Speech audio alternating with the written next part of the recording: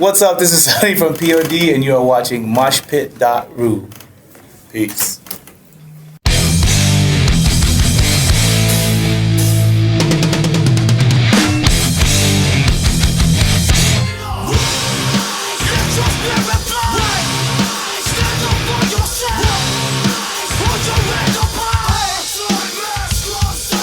Well, your latest album is some kind of your coming back to the scene. Well, tell me a few words about your emotions and feelings when you enter the studio to make the record. I'm always nervous when I go to the studio because, again, you're displaying yourself, everything on it. When I stand up in front of mic, everybody's listening. It's like you're naked, you know, trying to sing your song. So I'm always nervous when I do that, but I still have fun because it's new. Like I said, we took off almost 5 years. I came and wrote a record and recorded a record on my own terms. Mm-hmm. So it's almost like you say, I don't care about the industry anymore. I don't care how many records we sell. I don't care about who makes money off of it. I'm pushing all that aside and I'm saying I'm gonna write the record that I want to write. That is us at this moment. So what about your experience working with Jamey Jasta of P.O.D? Jamey came to mine and we got a hold of him. We're on the West Coast, he's on the East Coast. The wonderful thing about the internet is you email him the track, he takes it, goes into his studio, and the next day he sends it back and you have all his parts. And then we listen to it and we put it all together, and that is the beauty of, I guess, modern technology. Nice. As far as I know, you have other projects except P.O.D. But what about your project with the Head, of course? And it's a non-profit organization. It's more of a charity-based thing. You have athletes, we have motocross guys, all extreme guys that we all share the same faith. And so on our off times of music or sports, we go into youth facilities. We go to hang out with, skate parks. We put on shows, concerts. Clean environments for kids to come out, safe environments, drug-free environments, just so kids can come and hang. And then we share, stories, whether it's, like I said, youth facility, rehabs. Everybody has a passion to give back and not be, sometimes because of our Christian faith, you just see it as a religious thing where we're saying, dude, look at us. We're not religious people, but I have a faith that's real. And if you listen, I would love to share that with you. What it's like to be an inspirator for the young bands, for the young people? 21 years of doing this. I mean, even Kate can testify to this. It's a grind. It's a work. Nobody's rich in this band. It's like if you don't work, you don't eat. And we constantly do this. And every day I get tired. Every day I'm beat up. Every day I miss home, and I'm like, why do I still do this 21 years later? You know how many times I've had someone say, dude, I was going to kill myself until I heard Alive, or I played your song and it made me feel good. And so when I hear that, it's just like, okay, stop whining, stop complaining, just make it another day, one more show, maybe another record, and it's because I do believe that music inspires. Even for goofballs like us, with all our faults and all our blemishes, we can still make music and appear to be, appear to inspire because someone is actually listening. And the thought of me thinking that tonight, someone can be out there that's actually watching and listening, can actually go do something amazing in this world, that inspires me, because I think we might connect with somebody today that might be the next president of whatever, and might actually have something to say, and might actually do something, or can be the next, inventor of whatever, could cure AIDS or something, and all says, dude, I was at a P.O.D. show, man, and those guys, they excited me about life, So the thought of thinking that someone is out there every night that might have a part in changing the world as we see it, that inspires me to say, dude, all right, one more time.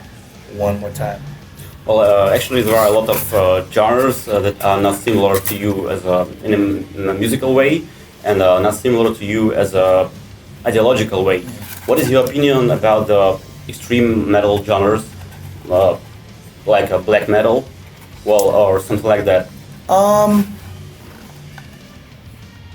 Again, I don't listen to it, so it doesn't it doesn't invade my world. I know that a lot of it is real, a lot of it is true, and again, that's their choice.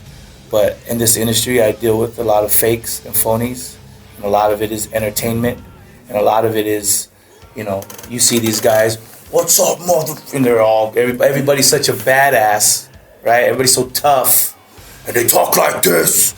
And then you see them backstage eating goose and figs, and they're doing yoga, and you know what I mean? And it's like, it's fake, you're phony. It's the opposite of my faith. I don't allow that stuff into my heart, into my mind. But again, if someone was in a death metal band, if you don't have a problem with me, I don't have a problem with you. You know what I mean? I can love you and hang out and be cool, but if someone wants to come and challenge me because of my Christianity and say, hey, dude, fear God, well, you're going to catch a right hook to the jaw, you know what I mean? It's because inside here is black metal. Inside here is death, is I want to hurt you, I want to do wrong, I don't want to do right. That's in here, but because I choose faith, I say, I gotta wash that out. So it's easy to be black metal. It's easy to be Satan and do all that stuff. That's easy. That's a given. That's a selfish way of living. Well, if you had a chance to change something in your latest album, what would you change? We make extra songs, and so sometimes you're like, did we put the right songs on the record? Because we have 4 or 5 other songs that I don't know if they get released in Europe or Asia or maybe later down the road. So it's like, did we put the right songs? But we want it to be a journey. Like, we don't want every song from one to whatever from the beginning to sound all the same. That's the problem with music today. 4 writers in Hollywood that write everybody's record. So there's no bands, there's no individual creators of music. It's the same 4 guys that these bands go to and say, hey, you write hits. And so can you write my record? And then these guys come up and they play it. And so I'm not going to look back and say I can change anything. It is what it is. Well, when I was reading your Facebook and your info, there was some press release on your record and your comments. Well, you told that this is the best record you ever made. Yeah. Well, actually, a lot of bands tell some kind of things like this on their new record. Well, but a lot of fans actually think that your earliest records were the best. Well, do you think you've managed to do it better than those things you've done before, and why? I think people judge that by success. They say, well, if Satellite sold 5 million records worldwide, well, that's your best record. It's like, well, no, but there's other records. There's so much more musicianship and music in certain records that will never ever get the credit because why it wasn't popular on radio or some label didn't tell you this is good.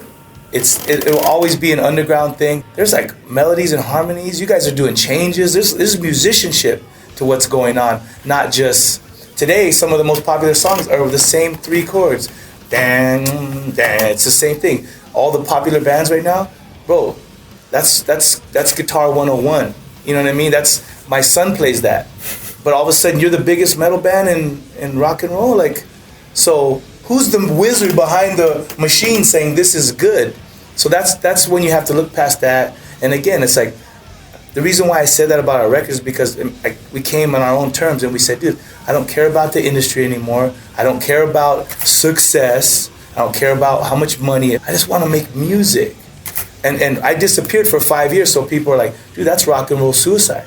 But you know what? I'm happy doing that because I don't have a million people breathing down my neck telling me what my band's supposed to be like and what I'm supposed to say or what I'm supposed to do. Or, hey, do you want to make money? Hey, let's, and want to turn us into little show ponies and little monkeys. And it's like, that's not what music's about. Well, so actually, one of my questions were that you guys actually played in front of huge audiences. Yeah. When you're playing for 20 years on the stage, will you be ready to play for 10 people in the crowd? We were just in China for the first time. It was like, there must have been in one show 80 people.